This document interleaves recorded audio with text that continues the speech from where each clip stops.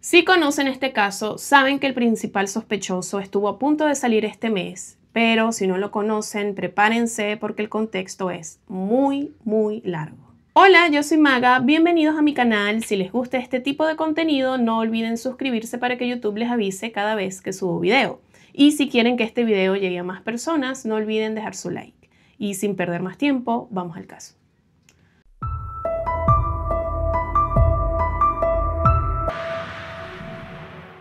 Todo empezó el 3 de mayo de 2007. Ese día, la noticia corrió rápido en los medios de Reino Unido y de Europa.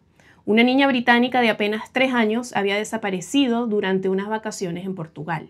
Se trataba de Madeleine McCann, que estaba con sus padres y sus 2 hermanos en un complejo turístico en Praia da Luz, en el Algarve. Esa misma noche fue reportada como desaparecida. Según contaron sus padres, mientras los niños dormían en el apartamento, ellos habían salido a cenar con unos amigos en un restaurante dentro del mismo complejo. Todo quedaba muy cerca y para quedarse tranquilos iban turnándose para revisar que los niños estuvieran bien. Pero en una de esas idas y vueltas, Madeleine, la hija menor, ya no estaba. La denuncia se hizo de inmediato y empezó una búsqueda intensa. Vecinos, turistas, empleados del complejo, todos participaron. Revisaron arbustos, calles y hasta la playa, sin encontrar nada. La búsqueda se extendió hasta las 4 de la mañana, la noticia se expandió en televisión, decían que la niña desaparecida se llamaba Madeleine, aunque muchos empezaban a decirle Maddie, y lo más inquietante, no había rastro alguno de ella. El Ministerio de Asuntos Exteriores del Reino Unido confirmó la desaparición y comenzó a dar asistencia consular a la familia en Portugal. Desde ese momento, el caso se convirtió en una de las desapariciones infantiles más mediáticas y desconcertantes de los últimos tiempos. Al día siguiente ya era imposible ignorar lo que pasaba. Los padres, Kate y Gerry McCann, seguían esperando alguna señal, algo que les dijera dónde estaba su hija. Y mientras pasaban las horas, la angustia crecía, no solo para ellos, sino también para cualquiera que escuchaba la historia. Desde el principio, tanto la familia como algunos medios hablaron de secuestro. No pensaban en una desaparición accidental ni en que la niña se hubiera perdido. La idea era que alguien había entrado al apartamento y se la había llevado mientras dormía. Esa misma noche, los padres hicieron un llamado público y se notaba la desesperación en su voz. Dijeron: la angustia y la desesperación que sentimos es indescriptible. Madeleine es una niña hermosa. Por favor, si alguien sabe algo, aunque parezca insignificante, que se comunique con la policía. Y si alguien tiene a Madeleine, por favor, déjenla volver con su familia. 4 días después, la investigación dio un giro. La policía portuguesa confirmó públicamente lo que muchos ya sospechaban. Creían que Madeleine había sido secuestrada y hasta entonces esa teoría se mencionaba solo entre líneas, pero ahora era la hipótesis principal. Y no solo eso, también revelaron que ya tenían un sospechoso en mente. No dieron nombres ni detalles, pero los periodistas que asistieron a la rueda de prensa notaron algo. Por la forma en la que hablaba el oficial, parecía claro que pensaban en un hombre. Incluso se comentó que existía un retrato robot del posible sospechoso, aunque decidieron no hacerlo público. La policía decía que no querían difundir el retrato robot porque no era lo suficientemente preciso y podía entorpecer la investigación más que ayudar. Pero hubo otro detalle que impactó mucho en la gente. Admitieron que no sabían si Madeleine seguía con vida. Aún así, hicieron un llamado directo al posible secuestrador. Le pedían que, si no quería entregarse, al menos dejara a la niña en un lugar seguro y avisara dónde podían encontrarla. Y fue también otro mensaje desesperado. Mientras tanto, la presión crecía. La familia, sobre todo los abuelos de Madeleine que estaban en Portugal, empezaron a criticar el ritmo de la investigación. Sentían que las primeras horas, las más importantes, se habían perdido. Decían que no hubo rapidez ni coordinación. Y sí, para el 4.º día ya había más de 150 agentes en la zona, perros rastreadores, policía montada, guardia costera, bomberos, pero la sensación era que los primeros pasos se dieron tarde. Algunos testigos incluso recordaban que al principio eran los turistas los que llevaban la búsqueda, no las autoridades, y en un caso así, cada minuto cuenta. Pasaron 11 días y el 14 de mayo de 2007 la policía portuguesa anunció que ya tenían un sospechoso formal. Era Robert Murat, un británico portugués que vivía con su madre a solo 150 metros del departamento donde se vio a Madeleine por última vez. Robert había estado colaborando en los primeros días como traductor voluntario, porque hablaba inglés y portugués.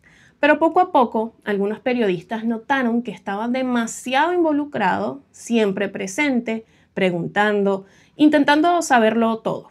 Una reportera británica, Lori Campbell, fue la que dio el paso, llevó sus sospechas a la policía y eso bastó para que Murat fuera declarado arguido, que en la ley portuguesa significa sospechoso formal. Registraron su casa, su coche, sus dispositivos, pero no hallaron ninguna prueba que lo vinculara con la desaparición. Más de un año después, en julio de 2008, cuando el caso se archivó provisionalmente, Murat dejó de ser sospechoso. El problema es que, para entonces, su nombre ya había salido en todos los medios del mundo. Demandó a varios periódicos británicos por difamación y ganó. Recibió una indemnización de 600.000 libras. Él siempre sostuvo su inocencia. Ya no es considerado sospechoso, pero su vida quedó marcada para siempre por ese señalamiento. Otro nombre que salió en esos primeros días fue el de Sergei Malinka, un joven ruso, técnico en informática que también vivía en Praia da Luz. ¿Por qué llamó la atención? Bueno, porque había trabajado para Robert Murat, creando la página web de su empresa inmobiliaria. Y además, porque según los registros, Murat lo llamó por teléfono justo la noche del 3 de mayo, cuando desapareció Madeleine. La llamada fue breve y los dos aseguraron que solo se trataba de trabajo, pero la policía no lo pasó por alto. El 16 de mayo, Malinka fue interrogado, aunque como testigo, no como sospechoso formal. Revisaron su coche, su computadora, todo lo que pudiera dar un indicio y no encontraron nada. Malinka nunca fue acusado, pero su nombre quedó marcado también. Años después, en 2014, incendiaron su coche frente a su casa en Portugal y en 2018 publicó un libro, Collateral Damage, donde cuenta cómo fue incriminado mediáticamente sin pruebas y cómo eso le afectó en lo personal y en lo profesional. En entrevistas ha repetido lo mismo. Nunca tuve nada que ver con la desaparición de Madeleine. Mi vida cambió para siempre por una llamada de trabajo. Así que, con el paso de las semanas, ya había dos nombres rondando en la investigación, Robert Murat y Sergei Malinka.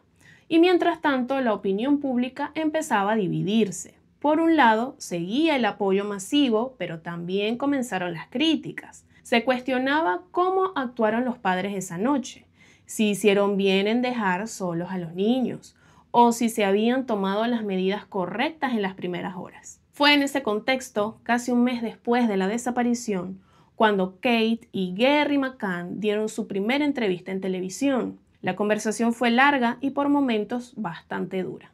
Les preguntaron directamente por la noche del 3 de mayo. ¿Cómo se dieron cuenta de que Madeleine ya no estaba? Gary repitió que iban a revisar regularmente a los niños y que fue en una de esas revisiones cuando notaron que Madeleine no estaba. Kate no dio muchos detalles, pero los dos coincidieron en que el pánico fue inmediato. Y llegó la pregunta más incómoda. ¿Por qué dejaron solos a los 3 niños pequeños en el apartamento mientras ustedes cenaban? Gary respondió que entendía la preocupación, pero que muchas familias hacían lo mismo en ese lugar. Dijo que el restaurante estaba muy cerca, que era casi como cenar en el jardín de tu casa. Y también reconocieron algo que los marcaría para siempre, la culpa. Esa culpa no nos va a abandonar nunca, dijeron. En esa primera entrevista televisiva, los McCann contaron que al principio fue devastador, se sentían responsables y aunque pasara el tiempo, esa sensación no se iba. También hablaron del debate público que se había generado en torno a ellos. Decían que las críticas, por pequeñas que fueran, dolían muchísimo. Kate lo resumió en una frase muy clara. Ya es bastante difícil todo lo que estamos viviendo y cualquier comentario negativo nos afecta más de lo que la gente imagina. Sobre el trabajo de la policía portuguesa fueron cuidadosos. No señalaron errores de forma directa, pero sí dejaron entrever que esperaban una respuesta más rápida, como la que quizás habría ocurrido en una gran ciudad del Reino Unido. Aprovecharon también ese espacio para hacer un llamado público. Pidieron a cualquier persona que hubiera estado en Praia da Luz las 2 semanas previas a la desaparición que revisara sus fotos y las enviara a la policía. Cualquier detalle, por más insignificante que parezca, podría ser importante, dijeron. Hablaron de la esperanza, de cómo pese a los pensamientos negativos de los primeros días seguían firmes. Tenemos que tener fe en que Madeleine está viva. Eso es lo que nos mantiene en pie. Mencionaron también a los gemelos, Jean y Amélie. Dijeron que por su edad no entendían del todo lo que ocurría, pero que hablaban de Madeleine, la nombraban y eso les daba algo de consuelo. Kate, durante toda la entrevista, llevaba consigo el peluche favorito de Madeleine, el que usaba para dormir. Me da un poco de consuelo, es como tenerla un poco más cerca. Ya hacia el final reconocieron lo inesperado que había sido todo el apoyo que recibieron en tan poco tiempo. El caso se había vuelto global, con millones de personas compartiendo información, mandando mensajes de apoyo. Nunca imaginamos que habría tanta gente dispuesta a ayudar. Es lo único que nos hace sentir menos impotentes. Y claro, llegó la pregunta inevitable. ¿Están preparados para la posibilidad de volver al Reino Unido sin Madeleine? Y la respuesta fue clara. No, no podemos ni pensarlo. Los McCann tenían claro que no podían dejar que la atención mediática se apagara. Así que decidieron dar un paso más. Comenzaron a viajar por todo el mundo. El objetivo era doble: mantener la historia de Madeleine presente en los medios y reunirse con autoridades, ONGs y figuras públicas que pudieran ayudar a presionar internacionalmente. El primer viaje que hicieron fue simbólicamente muy fuerte. El 30 de mayo de 2007 viajaron a Roma, donde se reunieron con el Papa Benedicto XVI en el Vaticano. Él los bendijo y rezó públicamente por Madeleine. Al día siguiente, 31 de mayo, estuvieron en Madrid presentando la campaña Find Madeleine en la Embajada Británica. También se reunieron con la policía española y con organizaciones dedicadas a la búsqueda de personas desaparecidas. Una semana después, el 6 de junio, viajaron a Berlín, donde dieron una conferencia de prensa buscando llamar la atención del público alemán, ya que muchos turistas alemanes visitan el Algarve. Y al día siguiente, el 7 de junio, estuvieron en Ámsterdam, donde se reunieron con representantes de Missing Children Europe, una red de apoyo a familias en casos similares. Uno de los viajes más llamativos fue a Marruecos el 10 y 11 de junio. En esos días empezaron a circular reportes no confirmados de avistamientos de Madeleine en el norte de África. Kate y Gerry viajaron a Rabat y Casablanca. Repartieron pósters y contaron con el apoyo de la Embajada Británica para difundir el caso en los medios locales. Más adelante, el 28 de junio, estuvieron en Bruselas reuniéndose con miembros de la Comisión Europea. Allí promovieron la idea de crear un sistema de alerta europeo para niños desaparecidos, algo parecido a la alerta Amber de Estados Unidos. Y hablando de Estados Unidos, en julio de 2007 viajaron a Washington, D.C. Ahí visitaron el Centro Nacional para Niños Desaparecidos y Explotados. Se reunieron con organizaciones de seguridad y grabaron mensajes para seguir difundiendo la campaña a nivel global.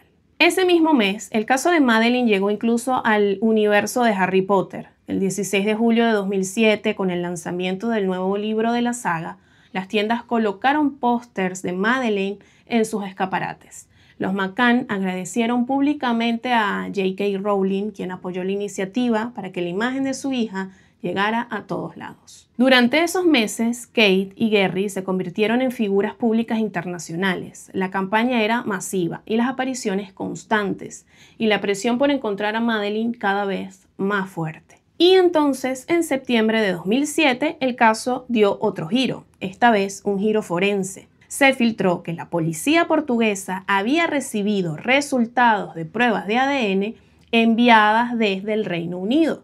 Los científicos británicos llevaban 6 semanas analizando muestras de cabello, rastros biológicos y fibras con posible sangre recolectadas en el apartamento de los McCann. El problema era que esas muestras habían sido tomadas tarde, semanas después de la desaparición, y para entonces el apartamento ya había sido usado por otros turistas, así que cualquier evidencia estaba en riesgo de contaminación.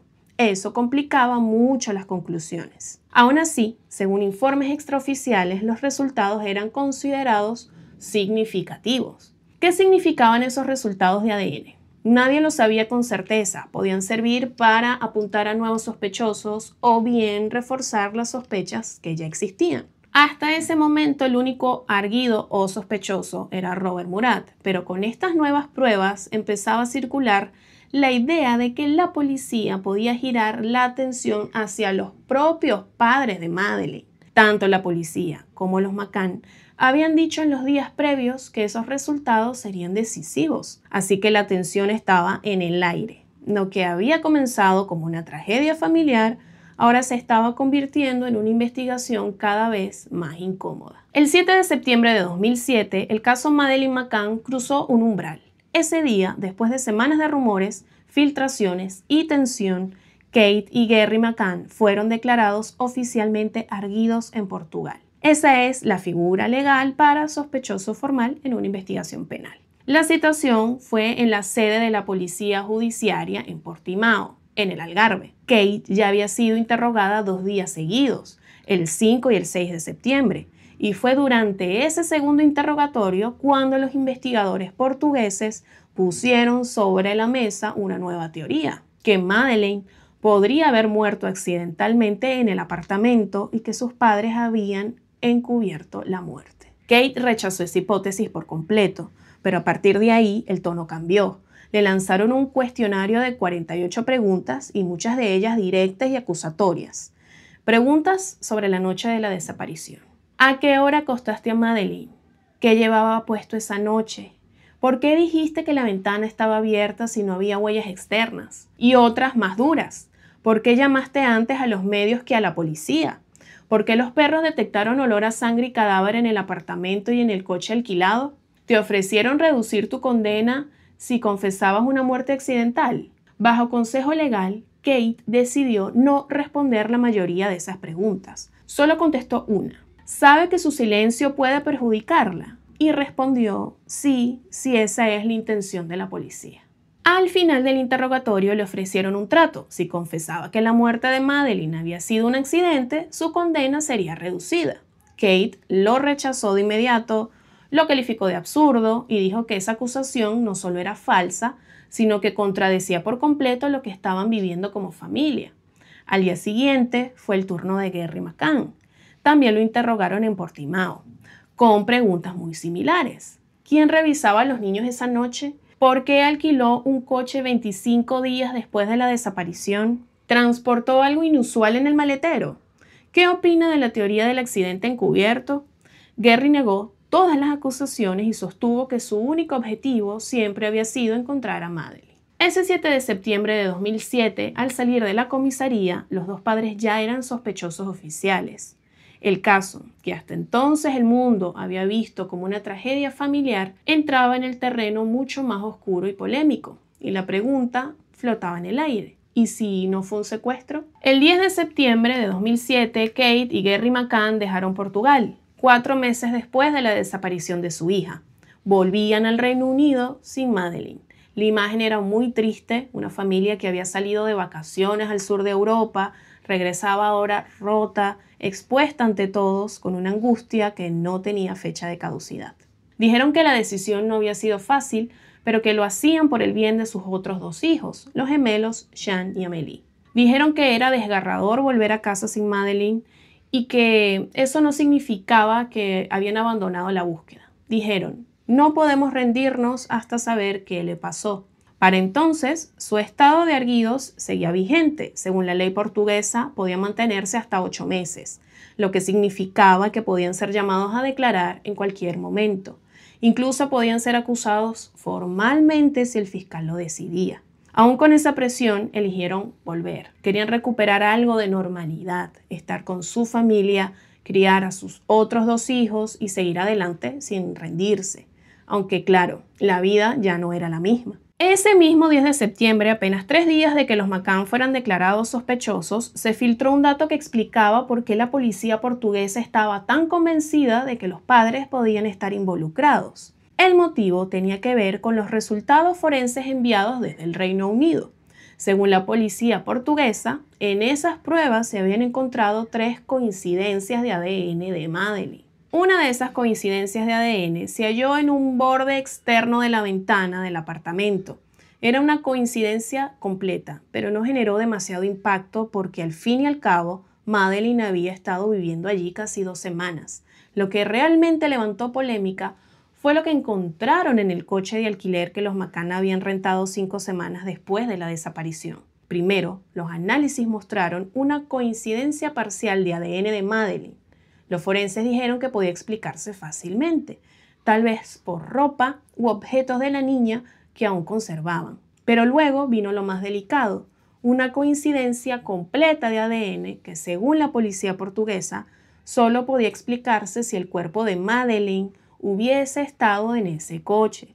Para ellos, eso reforzaba la teoría del encubrimiento, que Madeleine había muerto accidentalmente y que su cuerpo había sido ocultado y luego trasladado.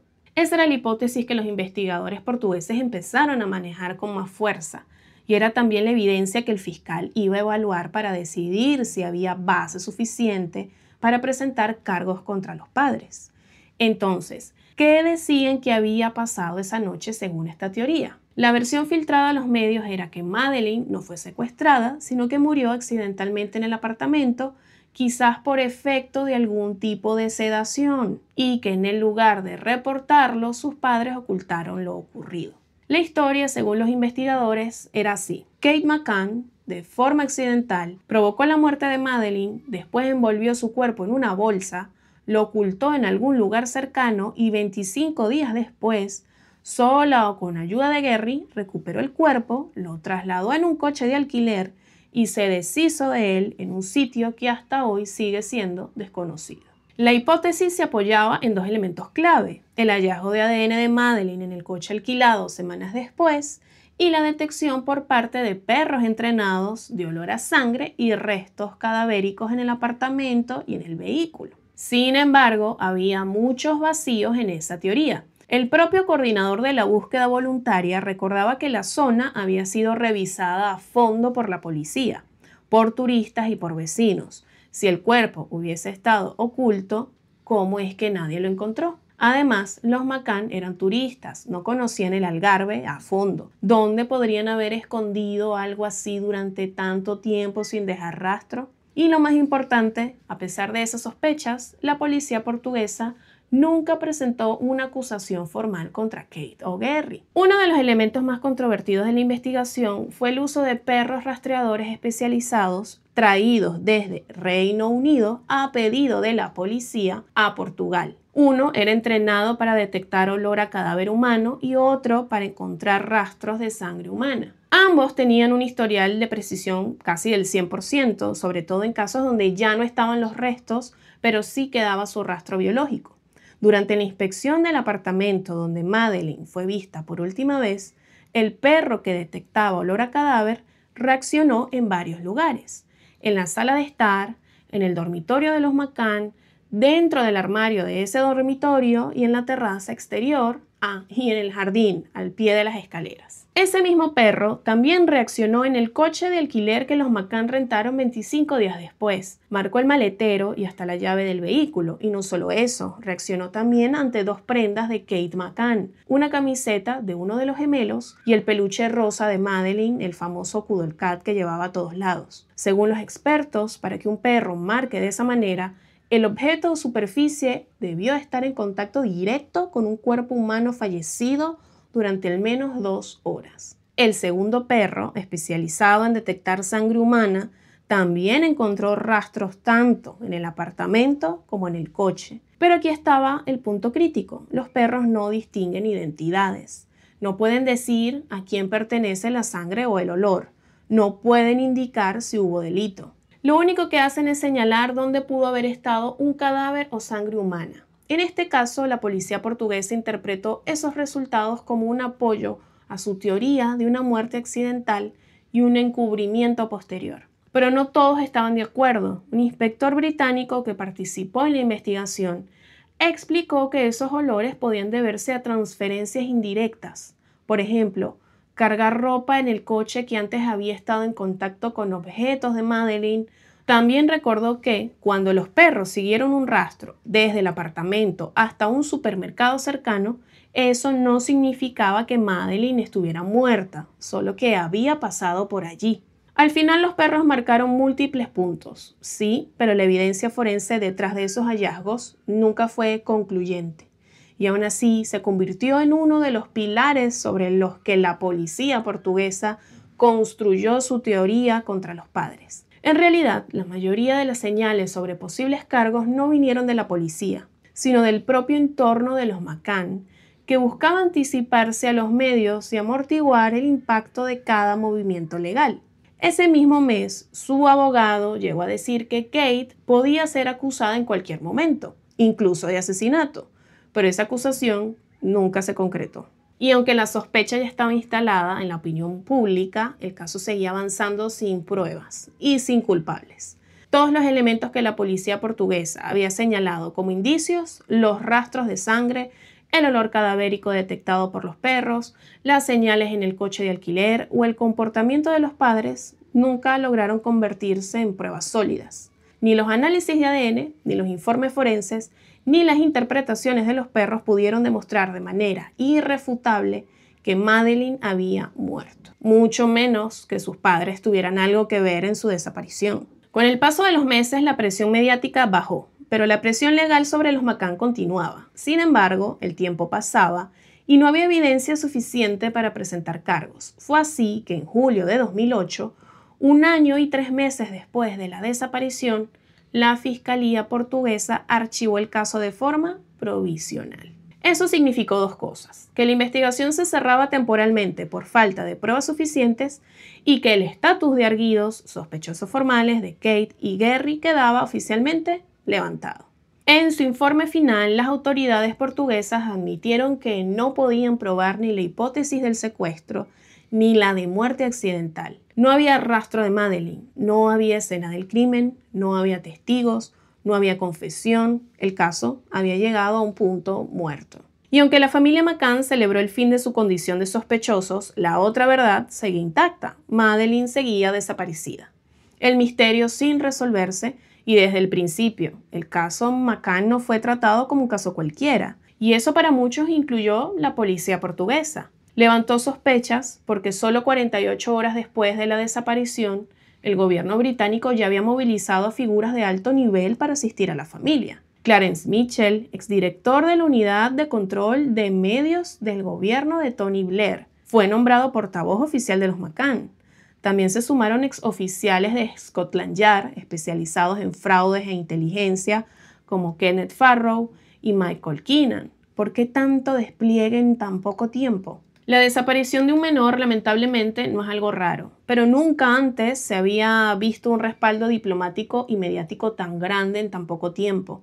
Eso hizo que la policía portuguesa empezara a mirar el caso con otros ojos. Y en ese análisis, un detalle llamó la atención. Todos los adultos que estaban esa noche en Praia da Luz, los llamados Tapas 9, tenían formación médica o sanitaria. Kate McCann era médica general, Gerry McCann, cardiólogo, y varios de sus amigos, enfermeros, médicos, anestesistas, y fue ahí cuando surgió la teoría de la sedación. La policía comenzó a sospechar que tal vez Madeleine había sido sedada para dormir sin interrupciones mientras los padres salían a cenar. Era una idea especulativa, sí, pero posible si se consideraba el entorno médico del grupo. Y si la sedación hubiera tenido consecuencias inesperadas, eso podía explicar una muerte accidental. Para la policía, esa hipótesis encajaba con lo que marcaron los perros rastreadores, con algunos cambios en las declaraciones y con ciertos comportamientos observados durante la investigación. Fue a partir de julio de 2007 cuando las sospechas comenzaron a dirigirse hacia los padres, y en septiembre, como ya vimos, fueron oficialmente designados como sospechosos. La teoría de una muerte accidental seguida de encubrimiento nunca se probó, pero durante meses fue una de las hipótesis más fuertes en la investigación. Lo que no tuvo tanta cobertura, como los análisis de ADN o los perros en el maletero, fueron los registros telefónicos de esa noche. Y esos, aunque menos mediáticos, escondían silencios también. Al analizar los teléfonos de Kate y Gerry, los investigadores descubrieron que se habían borrado muchas llamadas. En el caso de Kate, por ejemplo, su teléfono solo guardaba detalles de 39 llamadas entre el 25 y el 27 de abril de 2007. Pero desde el 28 de abril, día en que llegaron a Praia da Luz, casi todo el resto había desaparecido. Solo quedaron 2 registros, uno de un número equivocado y otro de Gary la noche de la desaparición. Eso deja una pregunta. ¿Por qué eliminar casi todo el registro, pero dejar esas 2 llamadas? El teléfono de Gary tampoco estaba limpio. Según el cruce entre la memoria del aparato y el tráfico de antenas, al menos 24 llamadas o mensajes habían sido borrados. Entre ellas, varias hechas entre las 11:15 y las 11:52 de la noche del 3 de mayo, justo en el rango crítico en que Madeleine desapareció. La policía nunca dio ni recibió una explicación clara por esas eliminaciones. Kate nunca fue interrogada a fondo sobre ese punto, y cuando a Gary le preguntaron, dijo que su teléfono solo guardaba las últimas 10 llamadas, aunque en la práctica retenía detalles de 17. Más allá de los números, los informes telefónicos revelaron algo llamativo. Durante la semana previa a la desaparición, los móviles del grupo Tapas 9 rara vez se activaban en las noches, especialmente a la hora de las cenas. Eso alimentó la teoría de que los adultos, a propósito, dejaban sus teléfonos en las habitaciones para evitar interrupciones. Una estrategia común entre padres con niños pequeños, pero, en este caso, un detalle curioso, en un escenario donde los tiempos, las llamadas y los testimonios nunca encajaban del todo. Y si algo quedó claro a los investigadores portugueses es que la noche del 1 de mayo, 2 días antes de la desaparición, ya había señales de tensión, llamadas atípicas y testigos como la vecina que dijo haber escuchado a Madeleine llorar desconsoladamente durante más de 1 hora sin que nadie del grupo pareciera notarlo o admitirlo. Todo esto no probaba culpabilidad, pero sí mostraba manipulación de información y poca disposición a colaborar abiertamente con los investigadores. Entonces surgen las preguntas. ¿A qué le temían los McCann esa noche y las anteriores? ¿Por qué borrar llamadas que en teoría no tenían nada que esconder? En un caso con tantas inconsistencias, los registros telefónicos ofrecían una de las pruebas más tangibles de que había piezas del rompecabezas que alguien deliberadamente intentaba ocultar. Tras el archivo provisional del caso en julio de 2008, el expediente de Madeleine McCann quedó oficialmente cerrado en Portugal. Las autoridades determinaron que no había pruebas suficientes para seguir una vía penal contra nadie. Los McCann dejaron de ser considerados sospechosos y cualquier acusación formal quedaba descartada por el momento. Pero mediáticamente el caso nunca se apagó. Durante esos 5 años la familia McCann estuvo en una campaña pública intensa para mantener viva la teoría del secuestro y exigir que la investigación continuara. Contrataron investigadores privados, abogados y expertos en comunicación. Entre 2009 y 2011 el portavoz Clarence Mitchell siguió siendo la voz pública del caso, defendiendo la inocencia de la pareja y denunciando lo que llamaban una injusta persecución de la policía portuguesa. La campaña Find Madeleine se volvió internacional. Ruedas de prensa, entrevistas, presencia en medios y hasta una fundación para financiar la búsqueda. Millones de personas en todo el mundo conocían el rostro de Madeleine, pero la gran pregunta seguía en el aire. ¿Dónde está? Mientras tanto, en el Reino Unido, la presión social y política crecía. El caso había generado un interés sin precedentes y el gobierno británico no pudo quedarse al margen. En mayo de 2011, el entonces primer ministro David Cameron ordenó al Scotland Yard revisar toda la investigación. Así nació la Operación Grange, liderada por la Policía Metropolitana de Londres. El objetivo inicial no era investigar oficialmente, sino revisar desde cero toda la información reunida por Portugal y Reino Unido, y hasta los investigadores privados contratados por los McCann. La operación se financió con fondos públicos, lo que generó polémica. ¿Por qué destinar dinero del Estado a un caso cerrado en otro país cuando había miles de desapariciones sin resolver en el Reino Unido? En cualquier caso, Scotland Yard empezó a trabajar y sus agentes encontraron inconsistencias y cabos sueltos en el sumario portugués. Las autoridades de Portugal, por su parte, se mostraban reacias a reabrir el caso sin pruebas nuevas y la relación entre ambas policías era fría y tensa. Aún así, el interés mediático no bajó. La figura de los McCann seguía dividiendo opiniones y la sombra de la duda nunca se fue del todo. Hasta que en 2013 algo cambió. En julio de ese año, Scotland Yard cambió su papel en el juego. La Operación Grange, que desde 2011 venía revisando documentos y reconstruyendo la cronología, pasó de ser una simple auditoría a convertirse en una investigación criminal activa. El jefe de la operación, el detective Andy Redwood, declaró públicamente que tenían nuevas líneas de investigación significativas y que para ellos el caso seguía abierto. Presentaron nuevas teorías, testigos que nunca habían sido escuchados y hasta retratos hablados de sospechosos. El mensaje era claro: Madeleine podía seguir viva. Este movimiento también obligó a Portugal a reaccionar.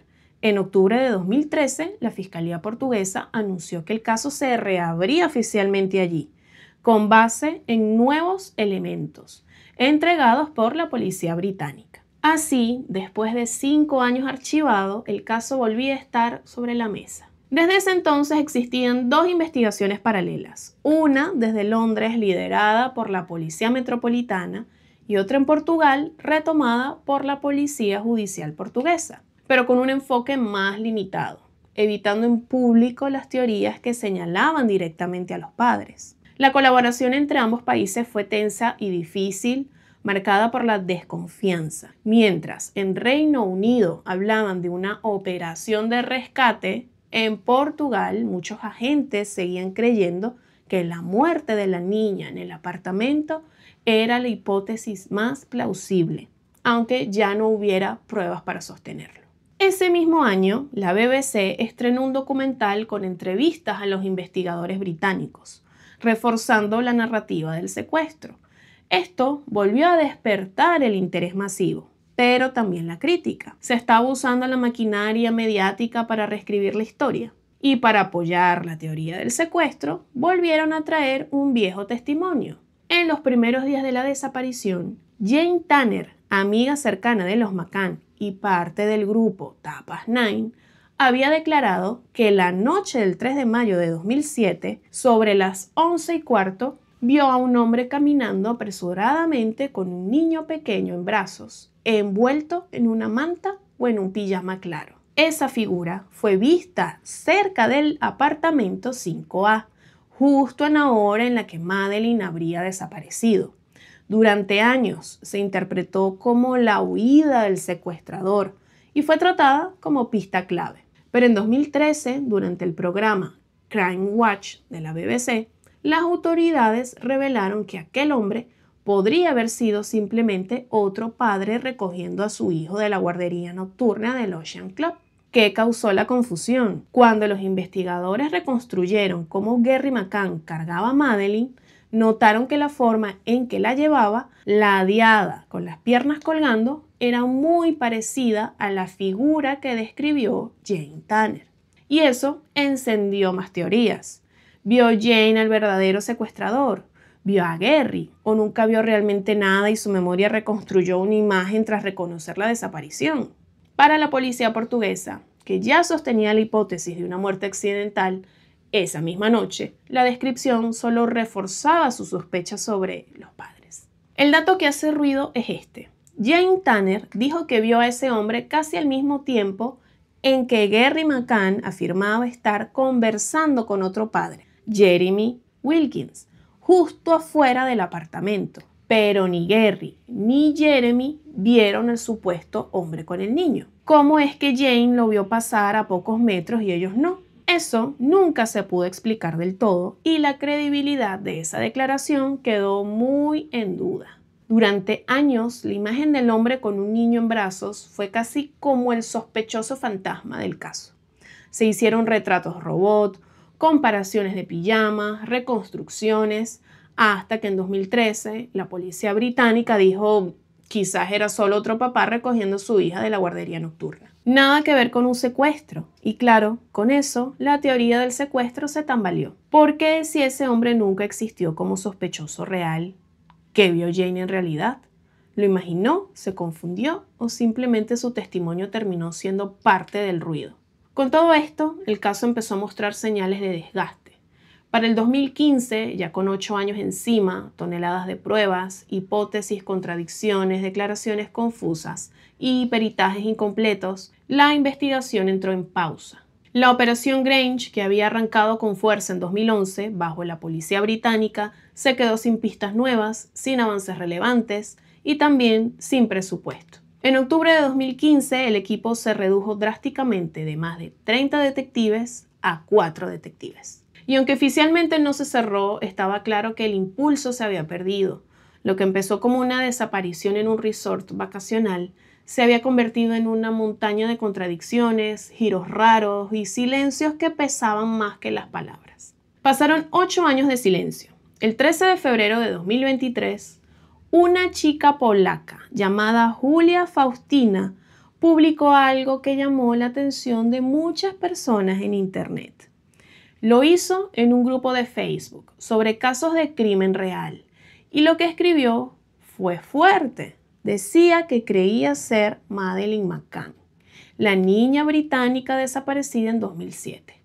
Julia contó que tiene 21 años, aunque no está completamente segura de su edad, y que no recuerda casi nada de su infancia. Según ella, sufre de amnesia postraumática y también habló de un abuso muy grave que vivió cuando era niña. Dijo que su abusador incluso había estado en prisión y que reconoce su rostro en uno de los retratos hablados del caso Madeleine. También mencionó que supuestamente un estudiante de medicina dijo haber visto a Madeleine en Polonia, justo unos días después de su desaparición. Y lo más curioso, fue en el mismo lugar donde ella vivía en ese momento. 2 días después, el 15 de febrero, Julia decidió llevar todo esto a Instagram. Abrió una cuenta llamada I am Madeleine McCann y subió su primera publicación. Era una foto de ella con un hombre, aunque él tenía la cara tapada, y otra imagen sola de ella. Usó hashtags como Madeleine McCann, hashtag ayúdame, hashtag desaparecida y hashtag encuéntrame. Y en la biografía puso algo que hizo que mucha gente se detuviera a mirar. Decía, creo que puedo ser Madeleine, necesito una prueba de ADN. Los investigadores policiales del Reino Unido y Polonia intentan ignorarme. Contaré mi historia en publicaciones aquí.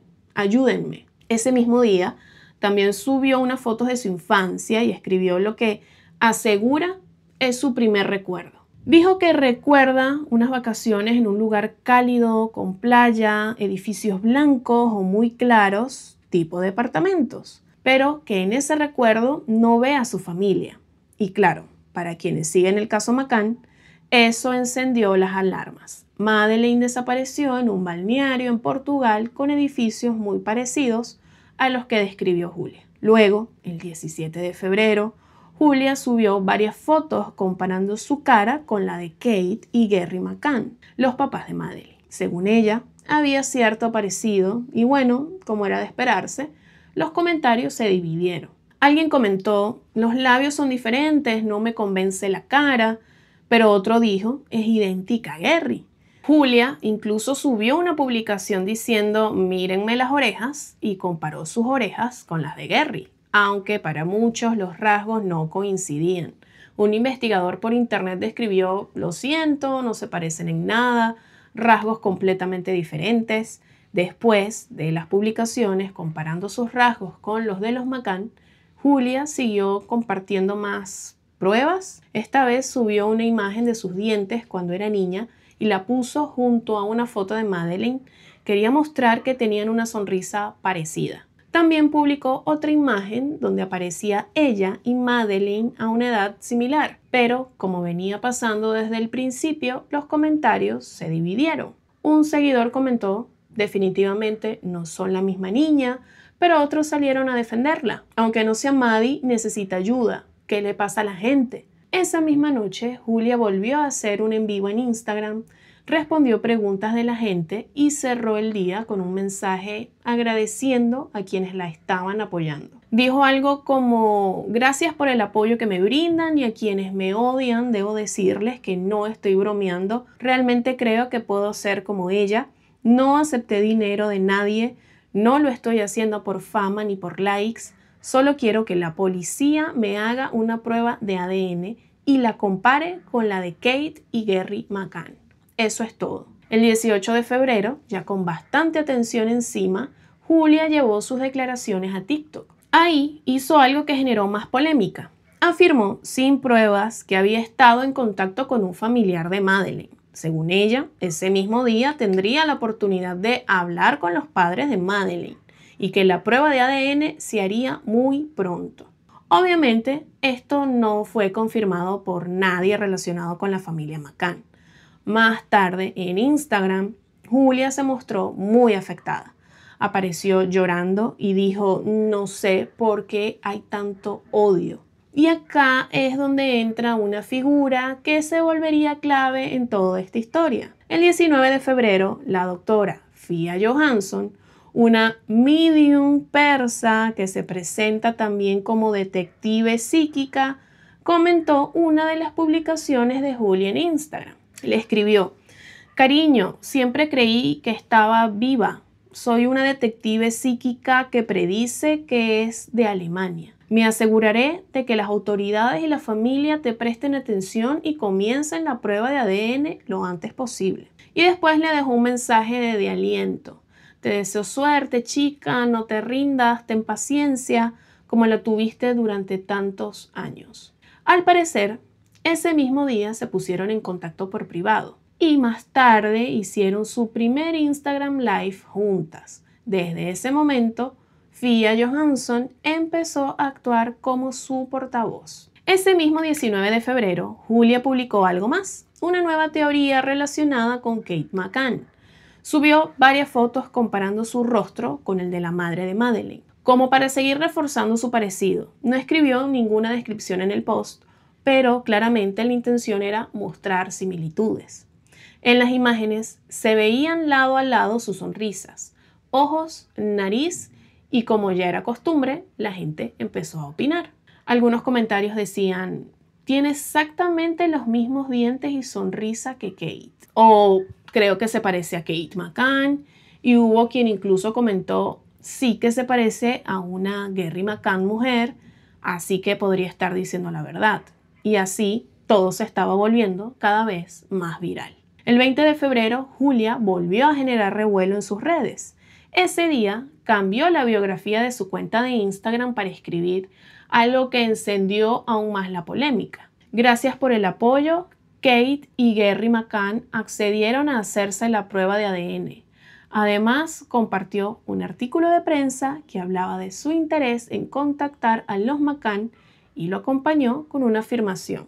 Accedieron. Pero hasta ese momento ni los padres de Madeleine ni su equipo habían hecho comentarios públicos. No confirmaron nada de lo que Julia estaba diciendo. Todo venía de ella o de su entorno. Esa misma noche, Julia volvió a hacer un live en Instagram junto a Fia Johansson. En ese en vivo respondieron preguntas sobre la famosa prueba de ADN, ya que muchas personas estaban empezando a preguntar por qué no se había hecho aún. Julia dijo algo como, la gente hace muchas preguntas sobre la prueba de ADN, preguntan por qué no se ha hecho todavía. Y Fia respondió, todo eso lleva un proceso, no es algo que se pueda hacer de un día para otro, porque Julia ya tiene una familia legalmente reconocida. Hay cuestiones legales que se tienen que respetar. Esto puede tardar semanas. También aclaró que, aunque sabían cuándo y cómo iban a hacerlo, por ahora no podían dar detalles públicos y aprovechó para advertirle a Julia que no hiciera más transmisiones en vivo por su cuenta, para evitar que dijera algo que pudiera complicar las cosas. Tenemos que tener cuidado con lo que decimos y cómo lo decimos, le dijo. Al día siguiente, el 21 de febrero, Fia Johansson hizo otra afirmación polémica. Según ella, ya había tenido contacto con los McCann y le dijo a Julia en vivo que Kate, la madre de Madeleine, le estaba tomando muy en serio y que muy pronto iban a realizar la prueba de ADN. Otra vez, ninguna de esas declaraciones fue confirmada oficialmente por los McCann ni por la policía. Mientras todo esto pasaba, empezaron a circular otras teorías en redes sociales. Algunas personas comenzaron a decir que en realidad Julia no se parecía tanto a Madeleine, sino a otra niña desaparecida llamada Inga, una menor alemana de 5 años que desapareció en 2015 durante una barbacoa familiar en un bosque, en Sajonia. Lo más inquietante es que el principal sospechoso en el caso de Madeleine, Christian Bruckner, también fue vinculado con la desaparición de Inga. Y claro, eso hizo que muchos se preguntaran, ¿y si Julia está buscando en el lugar equivocado? En el mismo grupo de Facebook donde empezó todo, alguien comentó: hay otra niña desaparecida que se llama Inga. Para mí, Julia se parece más a ella que a Madeleine. El 21 de febrero, la doctora Fia Johansson, ya completamente involucrada como portavoz de Julia, subió un video a Instagram hablando desde su auto. En ese video le pedía a la gente que bajara el nivel de odio y que tuvieran paciencia. Dijo que Julia era una mujer vulnerable, buscando respuestas sobre su identidad y que más allá de lo que cada quien pensara, merecía respeto. Estamos en medio de una investigación, decía. Cuando todo termine en unas semanas habrá más información, pero por ahora, por favor, respeten su privacidad. Después agregó algo un poquito más polémico. El pasado de Julia fue difícil y caótico, no hay necesidad de lanzar odio, juicios y mucho menos amenazas. Eso es inaceptable y debe parar ya. Y es que para ese momento Julia ya estaba recibiendo ataques en redes, críticas por todos lados y amenazas. La cosa se estaba yendo de las manos. En ese mismo día, en otro live, Julia le contó a Fia que había hablado con un periodista de un medio polaco, pero otra vez Fia le pidió que no hablara con la prensa sola ni hiciera live por su cuenta. Quería tener control total de lo que decía públicamente. Ese mismo 21 de febrero también empezaron a circular reportes sobre cómo todo esto estaba afectando a la familia McCann. Una fuente cercana a ellos habló con el medio The Sun y dijo que las afirmaciones de Julia les estaban causando un dolor innecesario, que ya habían pasado por muchas falsas acusaciones durante todos estos años y que no necesitaban más. Además, se supo que el equipo de Julia estaba considerando iniciar acciones legales contra su propia familia para que accedieran a una prueba de ADN. Y mientras tanto, la página oficial de la campaña Find Madeleine en Facebook hizo algo llamativo. Desactivaron los comentarios en sus publicaciones más recientes. Sí, incluso eliminaron comentarios en los que la gente pedía que los McCann respondieran a Julia. El 23 de febrero las cosas tomaron otro rumbo. Francisco Marco, el investigador privado que en su momento fue contratado por los McCann, habló en una entrevista de televisión en España. Dijo que había hecho una comparación biométrica entre Julia y Madeleine y que, según sus resultados, no había ningún parecido entre ambas. Literalmente, descartó por completo que Julia pudiera ser Madeleine. Y el 24 de febrero, por fin, la familia de Julia rompió el silencio.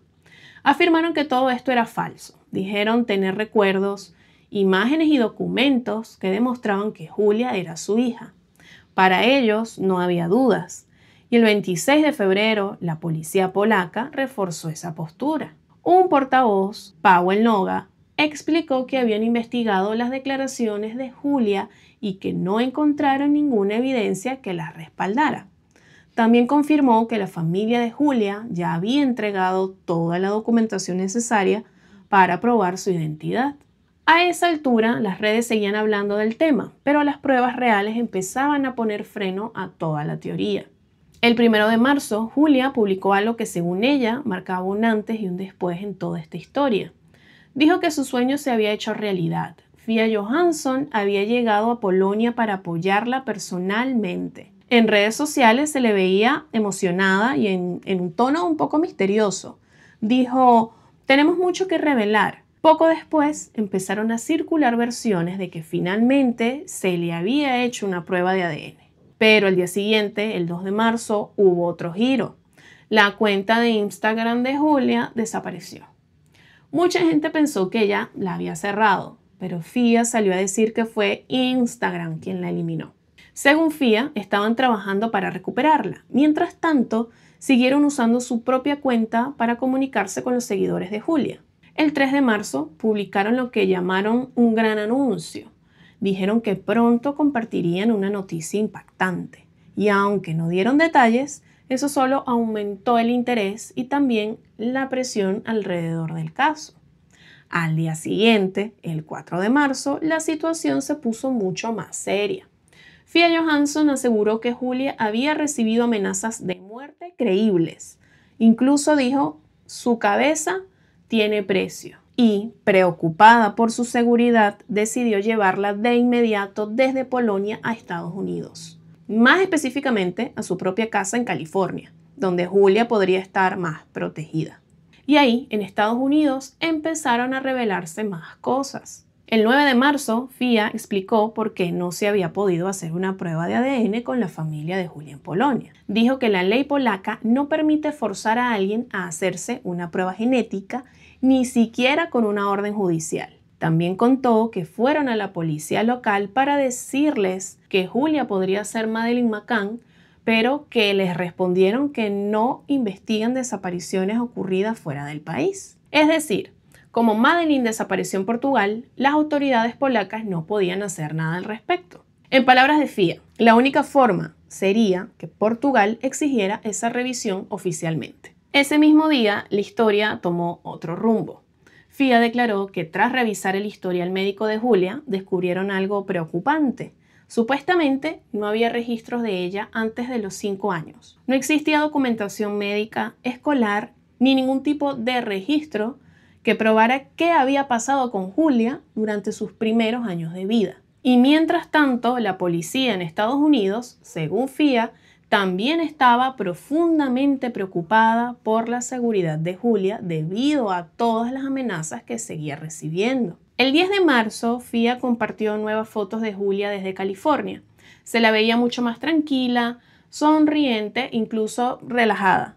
Fia aseguró que Julia por fin había encontrado un poco de paz, que se sentía mejor emocionalmente y que estaba empezando a entender lo que realmente le había pasado. Dijo que Julia ahora está feliz de no estar sola y de estar descubriendo la verdad. Pero los días siguientes trajeron otra preocupación, su salud. El 20 de marzo, Fia reveló que Julia estaba siendo sometida a pruebas médicas porque tenía síntomas serios, asma grave, dolores muy fuertes en los huesos y análisis de sangre alterados. Dijeron que los médicos en Estados Unidos estaban evaluando si podría tratarse de leucemia, un tipo de cáncer en los glóbulos blancos. Le hicieron tomografías y resonancias y estaban esperando los resultados. Fia aseguró que, si fuera necesario, Julia recibiría todo el tratamiento que hacía falta. El 20 de marzo, cuando ya parecía que nada más podía añadirse a esta historia, apareció un personaje inesperado, Ato Salomé, un brasileño que se hacía llamar el Nostradamus viviente. Según él, había predicho cosas como la muerte de la reina Isabel y el corona. Y ahora lanzaba una teoría bastante polémica, que la desaparición de Madeleine McCann podría estar relacionada con magia negra. Lo dijo en una entrevista para el Daily Star, y aunque no tenía ninguna base sólida, ese tipo de comentarios solo ayudaban a desviar el foco de lo importante. Al día siguiente, el 21 de marzo, la página oficial de la campaña Find Madeleine rompió el silencio después de todo lo que había estado diciendo Julia. No fue con un comunicado ni con una aclaración, pero sí con algo que llamó la atención. Actualizaron su foto de portada en Facebook. Esa simple acción hizo que muchos seguidores comentaran rápidamente, pidiendo oraciones por Madeleine y dejando mensajes de apoyo. Ese mismo día, Julia enfrentó un nuevo problema. Recibió una amenaza legal. Un abogado, en nombre de un hombre que ella había acusado de ella en el pasado, le envió una carta exigiéndole que dejara de hablar públicamente de él. En la carta decía algo como: les pido que detengan de inmediato la grave violación de sus derechos personales, difamándolo, publicando en medios un veredicto de hace muchos años e insinuando que tiene algo que ver con la desaparición de Madeleine McCann. Y la advertencia fue: si no detienen esas declaraciones, le iniciarían acciones legales por difamación y otras posibles medidas penales. Llegamos al 24 de marzo. Después de semanas llenas de tensión, se encendió una pequeña luz para la familia McCann. Jim Gamble, un exoficial de protección infantil que participó activamente en la investigación del caso, dio una entrevista a Sky News Australia y ahí dijo algo que muchos no esperaban escuchar. Siento que estamos más cerca que nunca de descubrir qué le pasó a Madeleine y creo que sabremos la verdad mientras estemos vivos. Ese mismo día, Julia también tuvo un gesto, envió un mensaje directo a Kate McCann, la madre de Madeleine, aunque no se publicó el contenido exacto. El acto fue interpretado por muchos como una señal de que ella al menos quería cerrar ese capítulo. El 27 de marzo, ya casi al final de este largo recorrido, surgieron rumores de que la Operación Grange, la investigación oficial sobre la desaparición de Madeleine, podría recibir una nueva inyección de fondos. Se hablaba de cientos de miles de libras esterlinas, lo cual sería un gran impulso para continuar con la búsqueda. Una fuente cercana al caso le dijo a The Sun: esta es una excelente noticia, los padres de Maddie, Kate y Gary estarán encantados y es una nueva esperanza. Y el 28 de marzo, Julia Faustina y la doctora Fia Johansson llegaron a uno de los escenarios más vistos de la televisión estadounidense, el programa del Dr. Phil. Durante su aparición, Julia contó nuevamente su historia. Habló de su infancia, de sus traumas y de por qué creía que podría ser Madeleine McCann. Pero esa exposición también tuvo su precio. Después de abrirse emocionalmente ante millones de personas, Julia fue blanco de muchísimos comentarios crueles en redes sociales. Algunos la tildaban de mentirosa, otros la acusaban de buscar atención, y un espectador escribió: la mujer que dice ser Madeleine McCann es solo otra buscadora de atención. También habían personas que decían: una prueba de ADN no tarda tanto, no es Maddie, dejen de darle tiempo al aire.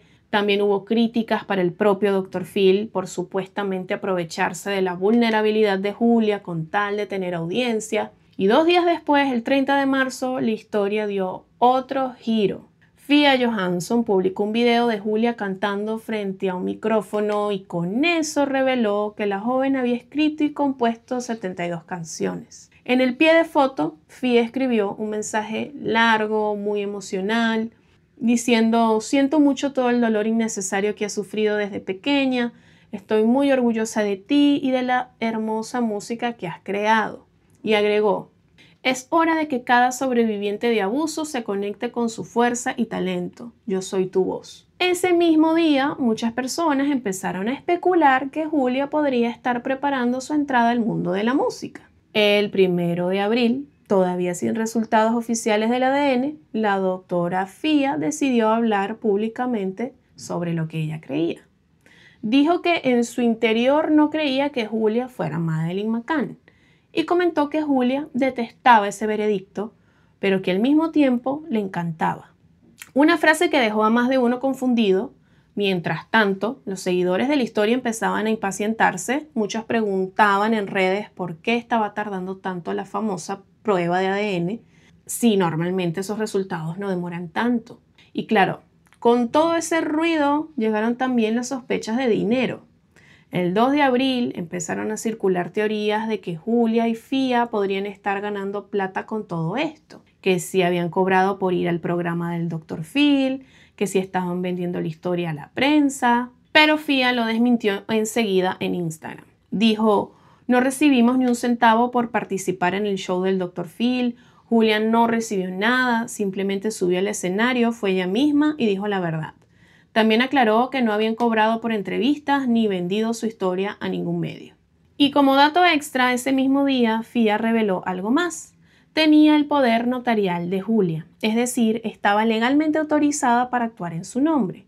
El 3 de abril, un día antes del desenlace, la doctora Fia Johansson compartió un nuevo dato que, según ella, podría explicar parte de lo que le había pasado a Julia. Reveló que Julia habría sufrido una fractura de cráneo cuando era niña y que esa lesión podría ser la razón por la cual no recordaba casi nada de su infancia. Ese mismo día, Julia leyó en voz alta fragmentos de su diario en una entrevista en video. Ahí contaba recuerdos sueltos, sensaciones y algunos momentos bastante inquietantes de su niñez. Eran como pequeñas piezas de un rompecabezas que ella todavía no podía terminar de armar. Y finalmente llegó el 4 de abril. La noticia que todo el mundo estaba esperando por fin se confirmó. Los resultados de la prueba de ADN ya estaban listos. Y el veredicto fue claro. Julia no es Madeleine McCann. Gabriela del futuro aquí. Quiero añadir un dato más, y es que Julia fue arrestada en febrero de este año cuando pisó el aeropuerto de Bristol. tenía una orden de detención por acoso a los padres de Madeleine y se hizo efectiva al volver al Reino Unido. Y parece que Julia vuelve con más fuerza este año, diciendo que se hizo una nueva prueba de ADN que demostraría más de un 60% de coincidencia con el padre de Madeleine. Pero tengo también que aclarar que ninguna de las pruebas de ADN que se ha hecho Julia desde el inicio de su búsqueda han sido comparadas con muestras de laboratorio de los padres. Es decir, ellos nunca han participado. Así que el origen de estos análisis no está claro. Continuamos. Bueno, después de todo lo que se generó con Julia Faustina, esta chica polaca diciendo que era Madeleine, el tema quedó dando vueltas por todos lados, en redes, medios, entrevistas, teorías, en vivos de Instagram, hasta en el propio programa del Dr. Phil. Y aunque el interés fue masivo y mucha gente tenía la esperanza de que fuera cierto, la historia terminó en lo que muchos imaginaban, una prueba de ADN que descartó completamente que fuera Madeleine. A partir de ahí, el foco cambió. Ya no era sobre Julia. La atención volvió a donde siempre tuvo que estar, en la investigación oficial y más específicamente en un nombre que viene apareciendo desde hace años: Christian Bruckner. ¿Quién es Christian Bruckner y por qué lo siguen investigando? Bruckner es un hombre alemán con un historial criminal bastante turbio que vivió durante años en Praia da Luz, en Portugal. Sí, el mismo lugar donde desapareció Madeleine.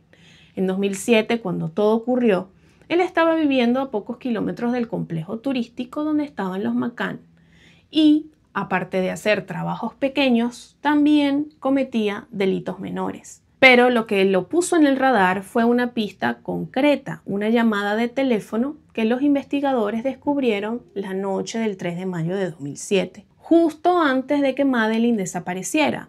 Bruckner recibió una llamada desde una antena ubicada muy cerca del lugar. O sea, estaba ahí en el momento clave.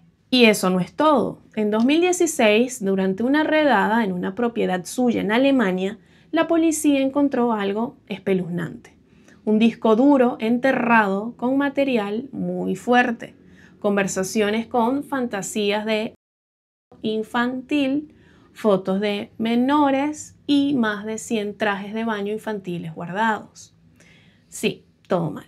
No era la primera vez. Bruckner ya tenía antecedentes. En 2005, 2 años antes de la desaparición de Madeleine, fue responsable de la violación de una mujer de 72 años, también en Praia da Luz. Entonces, cuando ves el historial completo, los lugares, las fechas, los delitos, todo empieza a conectar.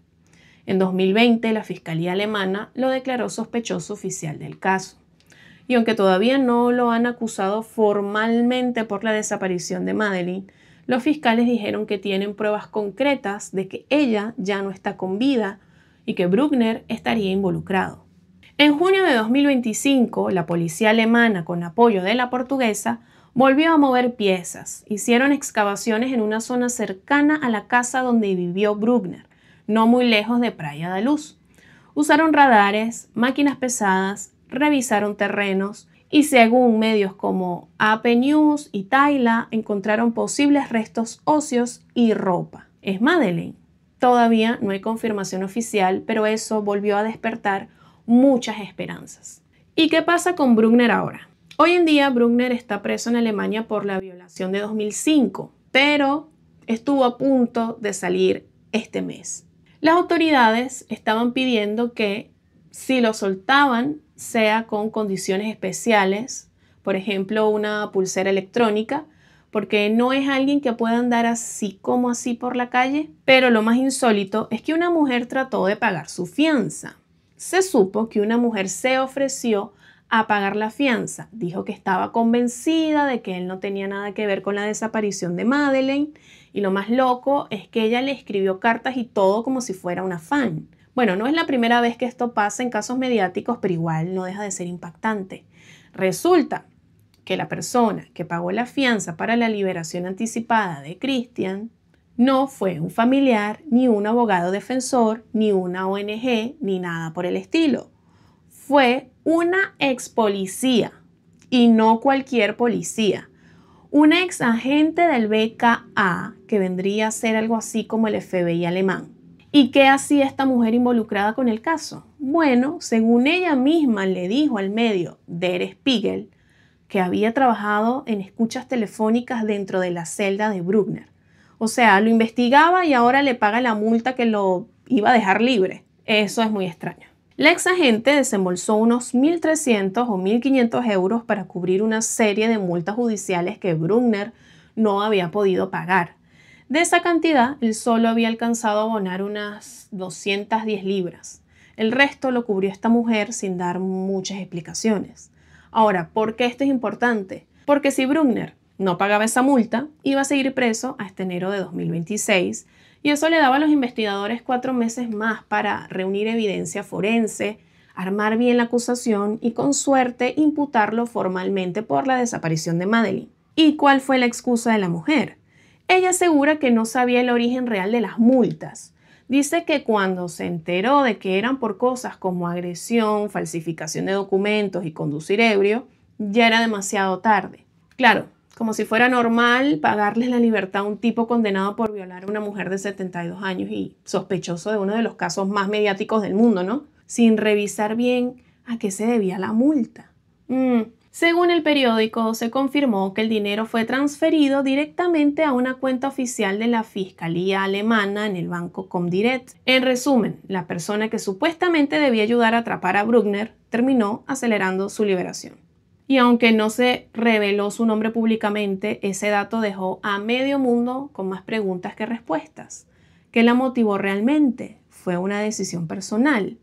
¿Un error o hay algo más detrás? Afortunadamente, pasó por alto otra multa impuesta en 2016 por otro tribunal por ebriedad en el tráfico y falsificación de documentos y una multa impuesta en 2017 por agresión impuesta por el mismo tribunal. Así que Bruckner no quedará libre sino hasta que cumpla su condena por violar a una mujer estadounidense de 72 años en Praia da Luz en 2005. La investigación sigue y los McCann tampoco se rinden. Mientras tanto, la Operación Grange, que es la investigación oficial, sigue activa. Este año recibió más de 100.000 euros adicionales, lo que suma un total de más de 13 millones de libras desde que arrancó en 2011. Y la familia McCann no baja los brazos. En el aniversario número 18 de la desaparición, volvieron a hablar públicamente y relanzaron su campaña de recaudación. Porque, aunque pasen los años, para ellos y para muchos todavía hay esperanza. Después de todo lo que pasó con Julia y las teorías que aparecieron en redes, la investigación vuelve a centrarse en lo más importante, en los hechos, en las pruebas y en seguir buscando la verdad. El nombre de Christian Bruckner no se va del radar y con lo que se ha descubierto últimamente, tal vez estemos más cerca que nunca de saber qué pasó realmente con Madeleine McCann. Tengo que decir que aunque Christian es el principal sospechoso ahora, mucha gente no cree que él tenga algo que ver y siguen apuntando a los padres. Entonces, quiero saber qué opinan ustedes, quiero saber qué opinan del caso en general. Es una historia muy larga y pues ya saben que si les gusta este tipo de contenido, no olviden suscribirse para que YouTube les avise cada vez que subo video. Y si quieren que este video llegue a más personas, no olviden dejar su like. A los que llegaron hasta aquí, gracias.